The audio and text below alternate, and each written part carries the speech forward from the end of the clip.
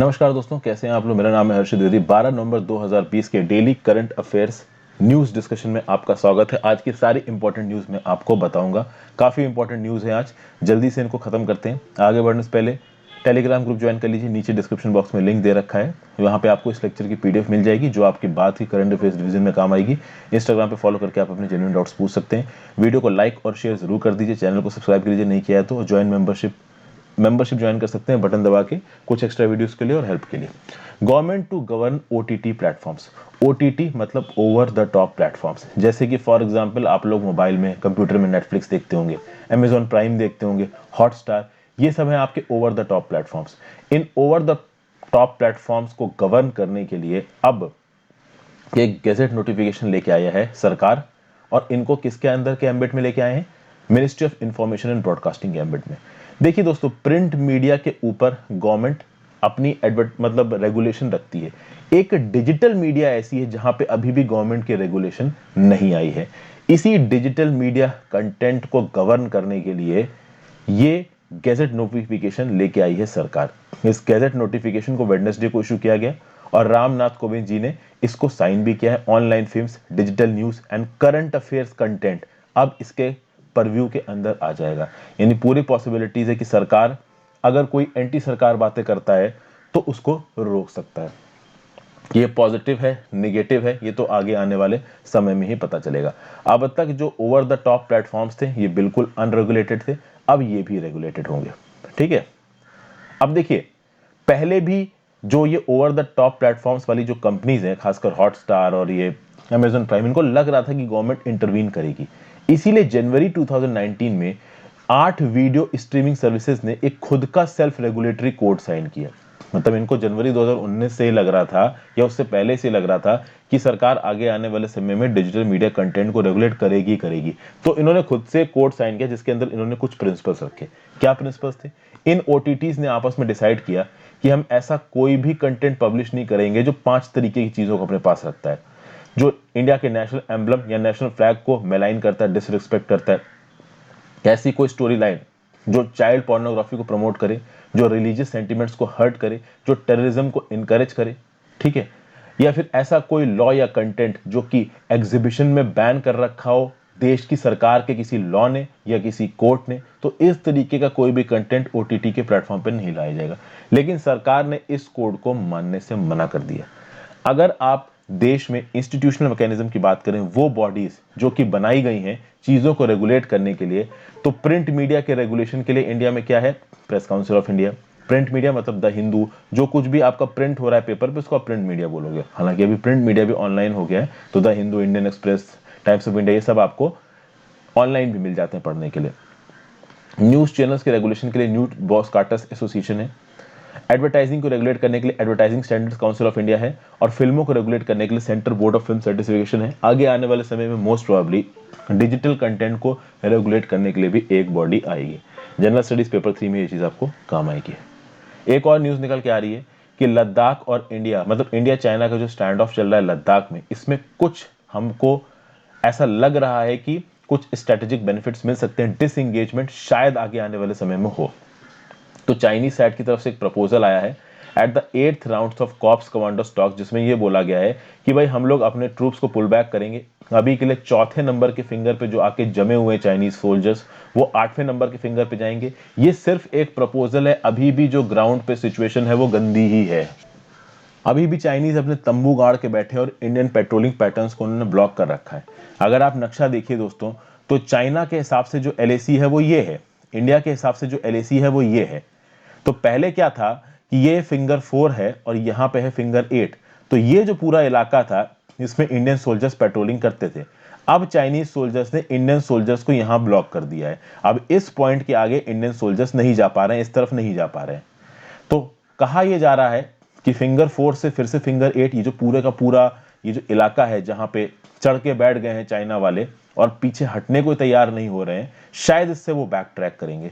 कहीं ना कहीं वो स्ट्रेटेजिक डिसएडवांटेज पे चले गए, क्योंकि ये वाली जो हाइट्स हैं, ये वाली इन हाइट्स पे इंडियन फोर्सेस चढ़ के बैठ गई हैं। ओके। हालांकि अगर ये डिसएंगेजमेंट होगा तो एक प्रॉपर फेज में होगा। ठीक है, दोनों साइड्स थोड़ा थोड़ा करके पीछे हटेंगी और इसका एरियल वेरिफिकेशन भी होगा, ताकि चाइनीज फोर्सेस जो हमेशा से अनएथिकल मानी जाती हैं, जो एक नंबर की चोर फोर्सेस हैं, पीछे से अटैक करती हैं, तो इस तरीके की फोर्सेस पे सीधे सीधे भरोसा कर लेना सही नहीं है। ऑब्वियस सी बात है, जब डिसएंगेजमेंट होगा तो उसके साथ साथ वेरिफिकेशन भी होगा ही होगा। फिर प्रोडक्शन लिंक्ड इंसेंटिव स्कीम, देखिए प्रोडक्शन लिंक्ड इंटेंसिव स्कीम को सरकार धीरे धीरे आगे बढ़ा रही है। मैं एक सिंपल भाषा में बता देता हूं, प्रोडक्शन लिंक्ड इंसेंटिव स्कीम पहले भी बहुत न्यूज में रही है, मैंने डिस्कस किया है, आगे भी न्यूज में रहेगी। प्रोडक्शन लिंक्ड इंसेंटिव स्कीम में सरकार जितना एक कंपनी आउटपुट करती है हमारे कंट्री में किसी एक पर्टिकुलर चीज का, उस आउटपुट के हिसाब से इंसेंटिव मिलेगा उस कंपनी को। यानी यहां पे अलग अलग, देखिए शुरुआत में जब गवर्नमेंट ने production linked incentive scheme launch की, तो उसको किस किस चीजों के लिए लॉन्च किया गया, तो लार्ज इलेक्ट्रॉनिक्स के लिए लॉन्च किया गया, स्पेसिफाइड एक्टिव फार्मास्यूटिकल इंग्रेडिएंट्स के लिए, मेडिकल डिवाइसेस के लिए, मोबाइल फोन्स के लिए। अब धीरे धीरे इस प्रोडक्टिविटी लिंक्ड इंसेंटिव स्कीम में food processing, telecom, electronics, textile, speciality steel, automobiles, auto components, solar photovoltaic models, white goods जैसे एयर कंडीशंस, एलईडीज, बहुत सारी चीजों में अब इस प्रोडक्शन लिंक्ड इंसेंटिव स्कीम को सरकार लागू कर रही है।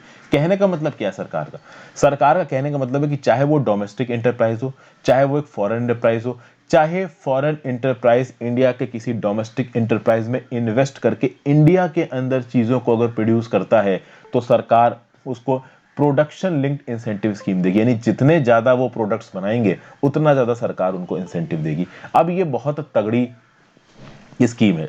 बस इस स्कीम के तगड़े होने के जो बेंचमार्क्स हैं वो इस बात पे डिसाइड किए जाएंगे कि किस हद तक बाहर की टेक्नोलॉजी इंडिया में आ रही है और उस टेक्नोलॉजी को किस हद तक हमारे डोमेस्टिक एंटरप्राइजेस इम्बाइब कर पा रहे हैं, ये देखना बाकी है। ओके, तो भैया प्रोडक्टिविटी लिंक्ड इंसेंटिव स्कीम के अंदर और कुछ सेक्टर्स को जोड़ा है और ओवरऑल जो खर्चा इसके लिए 5 साल में होने वाला है वो है 1.46 लाख करोड़ रुपए। ओके, तो यहां पे आप देख सकते हो, तो जो ओवरऑल खर्चा बताया जा रहा लगभग इसका, तो वो है लगभग 2 लाख करोड़ का। कैबिनेट की तरफ से जो ऑफिशियल स्टेटमेंट आया उसमें ये आया 1,45,980 करोड़, जिसमें से 75 करोड़ ऑटोमोबाइल्स का है और ऑटो प्रोडक्शन का है। ओके, ये जो प्रोडक्टिविटी लिंक्ड इंसेंटिव स्कीम से इसको लार्ज स्केल इलेक्ट्रॉनिक मैन्युफैक्चरिंग के लिए 1 अप्रैल 2020 को नोटिफाई किया गया था और कुछ डिटेल्स आपको बताई गई हैं, आप देख सकते हो। ठीक है, यहाँ पे इनडायरेक्ट एम्प्लॉयमेंट डायरेक्ट एम्प्लॉयमेंट के 3 गुना होगा। जो डोमेस्टिक वैल्यू एडिशन होगा इलेक्ट्रॉनिक सेक्टर में वो 15-20% जो कि अभी है उससे बढ़ के 45-40% तक पहुंचेगा मोबाइल फोन्स में और 45 से 50% तक पहुंचेगा इलेक्ट्रॉनिक कंपोनेंट्स में। 3 लाख डायरेक्ट एम्प्लॉयमेंट अपॉर्चुनिटीज अगले 5 सालों में। तो ये कुछ फैक्टर्स हैं, कुछ पॉइंट्स हैं जो कि आपके मेंस के एग्जाम में काम खा सकते हैं। आपको कुछ नहीं करना है, आप इस पीपीटी को सेव करके रख लीजिए। प्रोडक्शन लिंक इंसेंटिव स्कीम से रिलेटेड अगर कोई सवाल आता है मेंस में या ऐसे में आपको कोई इन्फॉर्मेशन कोड करनी है, आप ये इन्फॉर्मेशन कोड कर सकते हो। ठीक है, it is a benchmark scheme. कहीं ना कहीं चाइना की जो ग्लोबल कॉम्पिटिटिवनेस है उसके साथ डील करने के लिए इंडिया ये स्कीम लेके आई, जिसमें डोमेस्टिक एंटरप्राइजेस के साथ साथ फॉरेन एंटरप्राइजेस को भी सपोर्ट दिया जाएगा। जनरल स्टडीज पेपर 3 में ये चीज आपको काम आएगी। क्वार्टर 2 का डाटा आ चुका है। क्वार्टर 1 क्या था, अप्रैल मई जून। क्वार्टर 2 क्या था, जुलाई अगस्त सितंबर। अभी हम नवंबर में चल रहे हैं, तो जुलाई अगस्त सितंबर यानी क्वार्टर 2 में जो हमारी जीडीपी है वो पिछले साल के क्वार्टर 2 से 8.6% कम हुई है। पिछले साल का क्वार्टर क्या था, जुलाई अगस्त सितंबर 2019, और जुलाई अगस्त सितंबर 2020 का डाटा देखिए तो जो ओवरऑल इकोनॉमी घटी है क्वार्टर 2 में वो 8.6% से घटी है। ओके, यहां पे एक इंडेक्स की बात की जा रही है जिसका नाम है इकोनॉमिक एक्टिविटी इंडेक्स। ये रियल टाइम डाटा ट्रैक करता है 27 मंथली इंडिकेटर्स का। तो इसने ये बताया कि मई और जून में इकोनॉमी बहुत शार्पली रिबाउंड करने लगी, लेकिन ये जो रिबाउंड था वो इंडस्ट्री सेक्टर में ज्यादा था, कॉन्टैक्ट इंटेंसिव सर्विस सेक्टर में कम था। तो कॉन्टैक्ट इंटेंसिव सर्विस सेक्टर में आप कोचिंग इंडस्ट्री मान सकते हो, आप टूरिज्म मान सकते हो, आप रेस्टोरेंट का बिजनेस मान सकते हो, ये सब कंटेंट इंटेंसिव सर्विस सेक्टर है। तो ऑब्वियस सी बात है, जब कोरोना वायरस में आप फिजिकल डिस्टेंसिंग की बात कर रहे हैं, एक दूसरे से दूर रहने की बात कर रहे हैं, तो ये कॉन्टैक्ट इंटेंसिव जहां पे बहुत कॉन्टैक्ट होता है, जैसे कि शिपिंग लाइंस हो गई। शिपिंग लाइंस मतलब ये जो बड़े बड़े क्रूजेस चलते हैं, इन सब चीज़ों की ग्रोथ होनी थोड़ी कम होगी, मुश्किल होगी, लेकिन कहीं ना कहीं जो इंडस्ट्री है वो बहुत तेजी से ग्रो कर रही है। बट ओवरऑल 8.6% से चूंकि हमारी इकोनॉमी घटी है, तो टेक्निकली ऐसा पहली बार हुआ है पिछले इंडिया की हिस्ट्री में इंडिपेंडेंस के बाद कि लगातार 2 क्वार्टर में हमारी इकोनॉमी नीचे गई है। लेकिन जो हमारे हाउस होल्ड फाइनेंशियल सेविंग्स है वो ऊपर गए हैं। पिछले साल अगर आप Q1 की बात करिए तो फाइनेंशियल सेविंग्स क्या थी हाउस होल्ड की, 7.9% ऑफ जीडीपी। वो अब पहुंच गई है इस साल के Q1 में, अप्रैल से जून में कितनी, 21.4%। वो मार्च में कितनी थी, मतलब कि जनवरी फरवरी मार्च 2019 में कितनी थी, मतलब आप देखिए अप्रैल 2019 से मार्च 2020 तक होता है फाइनेंशियल ईयर 2019-20। तो जनवरी से मार्च 2020 का जो क्वार्टर था उसमें जो सेविंग थी house hold savings 10% of GDP थी। वो Q1 इस साल में पहुंच गई 21.4% ऑफ जीडीपी। पिछले साल के Q1 में 7.9% ऑफ जीडीपी थी। ये भी कुछ डाटा है जो आप रेलेवेंट जगहों पे कोट कर सकते हो अगर आप याद रख सको तो। एक और छोटी सी न्यूज़ है, हरियाणा के सीएम ने प्रोजेक्ट एयर कोर को लॉन्च किया। एयर क्रेव को कहाँ लॉन्च किया गया, गुरुग्राम जिसको पहले आप गुड़गांव बोलते हैं। तो प्रोजेक्ट एयर केयर किसने लॉन्च किया, chief minister Manohar Lal Khattar of Haryana में लॉन्च किया गया। 65 विंड ऑगमेंटेशन प्योरीफाइंग यूनिट्स लगाई जाएंगी। कुछ इस तरीके की दिखती हैं ये विंड ऑगमेंटेशन प्योरीफाइंग यूनिट्स, ये हवा को प्योरीफाई करती हैं। तो ऐसी यूनिट्स लगाई जाएंगी गुरुग्राम में हर जगह, ताकि बढ़ते हुए पॉल्यूशन के साथ डील किया जा सके। फिर और भी चीज़ें कि गुरुग्राम को डेवलप करने के लिए, इसको स्मार्ट सिटी बनाने के लिए कुछ काम करेंगे। मानेसर को एक नया म्यूनिसिपल कॉर्पोरेशन बनाएंगे। इस सब तरीके की चीज़ों की बात की जा रही है। प्रोजेक्ट एयर केयर, ध्यान रखना, इन्वायरमेंटल पॉल्यूशन के साथ डील करने के लिए हमारी सरकारें क्या कर रही हैं, यहाँ पे आप प्रोजेक्ट एयर केयर को कोट कर सकते हो, अच्छे नंबर मिल जाएंगे। आगे बात करते हैं, home ministry amends FCRA rule. देखिए जो फॉरेन कंट्रीब्यूशन रेगुलेशन एक्ट है 2010 का, इसके अंदर दो क्लॉजेस हैं। देखिए एक है आपका क्लॉज 5 ऑफ रूल 3 एफसीआरए और एक है क्लॉज 6। तो ये जो क्लॉज 5 है और क्लॉज 6 है, ठीक है, और ऑफ सब रूल 1, तो क्लॉज 5 और क्लॉज 6 ये क्या बोलते हैं। पहली बात तो देखिए क्लॉज 5 ऑफ रूल 3 एफसीआरए 2000 क्या बोलता है, पॉलिटिकल ग्रुप कौन होगा, organisation of farmers workers students youth based on caste community religion language और otherwise which are not directly in line to any political party but whose objectives as stated in the memorandum of association or activities gathered through other material evidence include steps towards advancement of political interest of such groups। अब ये बहुत general definition दे दी है। यहाँ पे एक farmer का organisation भी अगर किसी ऐसी पॉलिटिकल एक्टिविटी में इन्वॉल्व करता है जहां पे वो उस ग्रुप के पॉलिटिकल इंटरेस्ट की बात करें तो उसको पॉलिटिकल ग्रुप मान लिया जाएगा। उसी तरीके से आपका क्लॉज 6 क्या बोलता है, ये बोलता है एक ग्रुप पॉलिटिकल तब माना जाएगा organisation by whatever name called habitually engages itself और employs common methods of political action like रास्ता रोको, जेल भरो, रेल रोको, बंद और hartal in support of public causes. यानी कि इस तरीके के अगर आप पॉलिटिकल एक्शंस लेते हो तो भी आपको पॉलिटिकल ग्रुप मान लिया जाएगा। और अब देखिए बात यह है दोस्तों कि फॉरेन कंट्रीब्यूशन रेगुलेशन एक्ट इस चीज को रेगुलेट करता है कि बाहर के देशों से फॉरेन पैसा किन किन ग्रुप्स के पास जा सकता है। तो पहले वो पॉलिटिकल ग्रुप्स जो कि क्लॉज 5 और क्लॉज 6 के अंदर आते थे फॉरेन कंट्रीब्यूशन रेगुलेशन एक्ट के अंदर, भाई उनके पास पैसा बाहर से नहीं आ सकता था। लेकिन अब सरकार ने इसमें थोड़ा बहुत अमेंडमेंट किया और नॉर्म्स को थोड़ा रिलैक्स कर दिया। अब सरकार ने बोला है फार्मर, स्टूडेंट, रिलीजियस या वो ग्रुप्स जो कि पार्ट 6 में क्लॉज 6 और क्लॉज 5 और क्लॉज 6 में आ रहे थे, ये जो क्लॉजेस हैं इनके अंदर जो ग्रुप्स आ रहे थे, अगर वो एक्टिव पॉलिटिक्स में इन्वॉल्व है, सीधे सीधे किसी पॉलिटिकल पार्टी के साथ अपने आप को एंगेज कर रहे हो, किसी सीधे सीधे पॉलिटिकल इशू में इन्वॉल्व हो रहे हैं, तो ही उस केस में एफसीआरए के अंदर उनकी फंडिंग को रोका जाएगा, नहीं तो नहीं रोका जाएगा। वो फंडिंग ले सकते हैं बाहर की कंट्रीज से। तो यहां पे किसकी बात आ रही, क्लॉज 5 एंड क्लॉज 6 ऑफ सब रूल 1, याद रखिएगा। तो क्लॉज 5 एंड क्लॉज 6 ऑफ सब रूल 1, यहां पे वो ऑर्गेनाइजेशन है जिनको माना जाता था ऑफ पॉलिटिकल नेचर। इसमें थोड़ी सी कंडीशंस को रिलैक्स किया गया है और कंडीशंस को रिलैक्स करने के बाद ये बोला गया है कि भाई अगर आप सीधे सीधे पॉलिटिकल एक्टिविटी में इन्वॉल्व हैं या किसी पॉलिटिकल पार्टी के साथ इन्वॉल्व है, उसी केस में आपकी फॉरेन फंडिंग को रोका जाएगा, नहीं तो नहीं रोका जाएगा। लेजिस्लेचर के मेंबर्स, पॉलिटिकल पार्टीज के मेंबर्स, गवर्नमेंट ऑफिशियल, जजेस, ये सब फॉरेन कंट्रीब्यूशन नहीं ले सकते। फॉरेन कंट्रीब्यूशन रेगुलेशन एक्ट के अंदर रजिस्टर करने से पहले आपको यह प्रूव करना पड़ेगा कि आप लास्ट 3 सालों से किसी एक सोसाइटी के साथ इंगेज्ड हो। सोसाइटी रजिस्ट्रेशन एक्ट के अंदर अगर मान लीजिए आपने रजिस्ट्रेशन करा रखा है तो, और कम से कम 15 लाख रुपए आप अपनी कोर एक्टिविटीज में खत्म कर चुके हो। जीएस पेपर 2 में ये चीज आपको काम आएगी। अगला न्यूज है सारना कोड से रिलेटेड। सारना कोड 11 नवंबर 2020 को झारखंड की जनरल असेंबली ने एक रेजोल्यूशन पास किया, सारना कोड फॉर ट्राइबल्स। सारना कोड कौन होता है, ये सारना रिलीजन दोस्तों ये लोग अपने आप को हिंदू धर्म का पार्ट नहीं मानते। इनका ये बोलना है कि हम नेचर की पूजा करते हैं, तो जंगलों की, पहाड़ों की, नदियों की हम पूजा करते हैं। We are not a follower of Hindu धर्म। अभी के लिए इनको हिंदू धर्म में गिना जाता है। अभी इनको शेड्यूल 5 का बेनिफिट मिला हुआ है।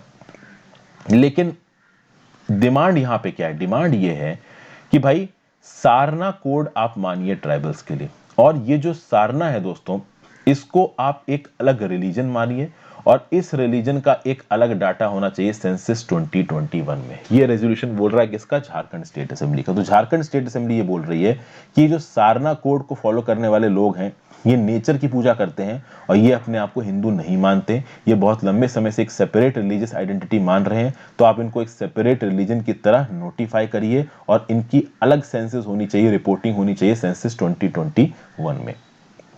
अभी के लिए इसको एक अलग रिलीजन नहीं माना जाता है। अब इनको एक अलग आइडेंटिटी देने की जरूरत क्या है? देखिए, जो ट्राइबल पॉपुलेशन है झारखंड में, वो धीरे धीरे घट रही है। पिछले 80 सालों में, 8 दशकों में, जो ट्राइबल पॉपुलेशन है झारखंड की, वो 38.03% से आ गई 26.02%। अब जैसे जैसे ट्राइबल पॉपुलेशन किसी स्टेट में घटेगी, वैसे वैसे ट्राइबल कम्युनिटीज को जो एक्स्ट्रा बेनिफिट्स दिए जा रहे हैं, उनको रिलैक्स करने की बात की जाएगी। तो कॉन्स्टिट्यूशनल जो प्रोविजंस है, फिफ्थ जो शेड्यूल 5 एरियाज है, हमारे जो कॉन्स्टिट्यूशन का शेड्यूल 5 है, वो क्या बोलता है कि उन एरियाज का, उन शेड्यूल्ड एरियाज का, उन शेड्यूल्ड ट्राइब्स, मतलब वो इलाके जहां पे शेड्यूल्ड ट्राइब्स रहती हैं, 4 स्टेट्स को छोड़ के, मेघालय, आसाम, मिजोरम, त्रिपुरा, ये शेड्यूल 6 में आते हैं। हालांकि शेड्यूल 6 के लिए भी लड़ाई चल रही है। लद्दाख शेड्यूल 6 का स्टेटस मांग रहा है, अरुणाचल प्रदेश शेड्यूल 6 का स्टेटस मांग रहा है, लेकिन अभी के लिए शेड्यूल 6 में मेघालय, आसाम, मिजोरम, त्रिपुरा है। इसके अलावा बाकी जो भी ट्राइबल एरियाज है, वो कहाँ आते हैं? शेड्यूल 5 में आते हैं। शेड्यूल 5 का स्टेटस है झारखंड के पास, झारखंड के अंदर जितनी भी ट्राइब्स हैं। लेकिन जैसे जैसे इन ट्राइब्स की आबादी घट रही है, वैसे वैसे शेड्यूल 5 एरियाज को भी कम करने की बातचीत करी जा रही। इनको जो अलग से राइट्स दिए जा रहे हैं, उसको कम करने की बातचीत करी जा रही। इनको इनकी अलग कल्चरल और रिलीजियस आइडेंटिटी नहीं दी गई है। 1871 से लेकर 1951 में एक सेपरेट सारना कोड था। 1961 में इसको हटा दिया गया। 2011 में national commission for schedule tribes ने बोला है कि भैया सेंसस में सारना कोड जोड़िए, लेकिन इस रिकमेंडेशन को इंप्लीमेंट नहीं किया गया। अब झारखंड की स्टेट असेंबली बोल रही है जोड़िए। जनरल स्टडीज पेपर 2 में ये चीज आपको काम आएगी। फाइनली न्यूज निकल के आ रही है श्रीलंका से। श्रीलंका कंटेनर टर्मिनल पे एक शायद आगे आने वाले समय में डिसीजन ले। देखिए, ईस्ट कंटेनर टर्मिनल है कोलंबो पोर्ट का। इसको इंडिया और जापान जॉइंटली डेवलप करना चाहते थे। वैसे तो इस ईस्ट कंटेनर टर्मिनल का 100% जो स्टेक होल्डरशिप है, वो श्रीलंका पोर्ट अथॉरिटी के पास है, लेकिन इसको मैनेज करने के लिए एक जॉइंट ओन्ड कंपनी बनाई गई, टर्मिनल ऑपरेशंस कंपनी, जिसमें 51% स्टेक श्रीलंका के पास था, 49% जॉइंट स्टेक था इंडिया और जापान के पास। बट इसको भी एग्जीक्यूट नहीं किया गया। तो अब most probably Sri Lanka ports authority का यह बोलना है कि श्रीलंका को इस प्रोजेक्ट को चलाना चाहिए। ईस्ट कंटेनर टर्मिनल प्रोजेक्ट जो कि कोलंबो पोर्ट है, इसको चलाना चाहिए। उसका रीजन ये है कि ये जो इलाका है बहुत स्ट्रेटेजिक। सबसे पहले तो देखिए, कोलंबो यहाँ पे है और यहीं पे ये पोर्ट है। यहाँ पे इंडिया के लिए इंपॉर्टेंट क्यों है ये पोर्ट? क्योंकि इस पोर्ट के जस्ट बगल में है कोलंबो इंटरनेशनल कंटेनर टर्मिनल, जहां पे चाइनी की company merchant port holding company के पास 85% स्टेक है। तो अगर इस CICT, जिसमें चाइना डोमिनेट करता है, उसके बगल में east container terminal port India और जापान को मिल सकता है, तो कहीं ना कहीं इस रीजन से जो ट्रेड निकलता है, वहां पे इंडिया और जापान का भी कुछ ना कुछ स्टेक आ जाएगा, और श्रीलंका का जो ओवरऑल स्ट्रेटेजिक इन्वायरमेंट है वो भी अच्छा होगा।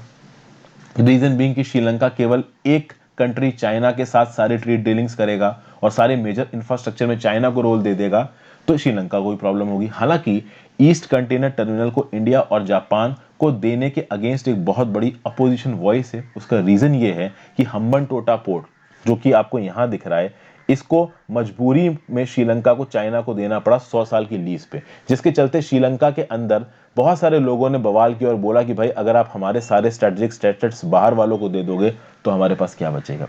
तो हो सकता है जल्दी एक अनाउंसमेंट आए जहां पे ईस्ट कंटेनर टर्मिनल पोर्ट को चाइना और जापान को, इंडिया और जापान को दिया जाए। और फाइनली यूके एक बिल लेके आ रहा है जहां पे यूके की अंदर की कंपनीज को यूके के रिलैक्स लॉ का फायदा उठा के चाइनीज इन्वेस्टमेंट करके कब्जा न ले। तो यहां पे देखिए, the new powers came as increasing Chinese investment has sparked calls for law makers for prime minister Boris Johnson to take a stronger stance on Beijing. Corona का पैंडेमिक चल रहा है, दुनिया भर में चीज़ों के दाम घट गए, कंपनियों के शेयर्स के दाम भी घट गए। उसके चलते चाइना जैसी कंपनीज के लिए बड़ा आसान हो गया कि पैसा डाल के कंपनी को टेक ओवर करना। चाइना के पास पैसे भी ज़्यादा हैं। तो यूके गवर्नमेंट ये बोल रही है कि हम एक नया सिक्योरिटी और इन्वेस्टमेंट बिल लेके आएंगे, जिससे हम अपने यूके की फर्म्स को मैलिशियस इन्वेस्टमेंट, जो कि चाइना की इन्वेस्टमेंट बोली जा रही है, उससे बचाएंगे। क्योंकि चाइनीज कंपनी अपना पैसा पंप इन करके यूएस के एसेट्स को खरीद लेती है। यूएस के अंदर जो बड़े बड़े कॉर्पोरेट्स हैं वो बेच भी देते हैं, चूंकि उनको पैसा मिल रहा है और इस कोविड-19 के समय में सबको पैसों की जरूरत है। ये जो बिल है ये 17 स्ट्रेटेजिक एरियाज को आइडेंटिफाई कर रहा है, और इन 17 स्ट्रेटेजिक एरियाज के अंदर अगर कोई स्टेक सेल करनी है तो पहले गवर्नमेंट की परमिशन लेनी पड़ेगी। ये 17 एरियाज है: artificial intelligence, nuclear power, robotics, space industry. और ऐसे ही measures Australia, Italy, France, US में भी हैं। कुछ हद तक एफडीआई और एफआईआई को इंडिया ने भी रेगुलेट कर रखा है, specially with respect to China. ये अगर आप मैप देखिए तो इंग्लैंड का मैप आपको ऑरेंज में नजर आ रहा है। यहाँ पे ये जो नॉर्दर्न आइलैंड है जो कि इंग्लैंड का पार्ट है, यहाँ पे काफी इनस्टेबिलिटी चल रही है, ठीक है, इंटरनल मार्केट बिल को लेके, जो कि यूके लेके आ रहा है ब्रेग्जिट से बाहर निकलने के लिए। और ये है रिपब्लिक ऑफ आयरलैंड, जो कि पूरे यूरोप का हिस्सा है। हालांकि रिपब्लिक ऑफ आयरलैंड का यूरोप के साथ केवल एक लैंड बॉर्डर है, वो भी यूके का लैंड बॉर्डर है, नहीं तो उसको फ्रांस या फिर स्पेन के थ्रू यूरोपियन यूनियन को एक्सेस करना पड़ेगा। तो ये थी आज की न्यूज़ दोस्तों, जनरल स्टडीज पेपर 1 में आपको काम आएगा। आई होप कुछ सीखने को मिला होगा। Thanks to you for watching. Like और शेयर की बिना मत जाइएगा। Good bye.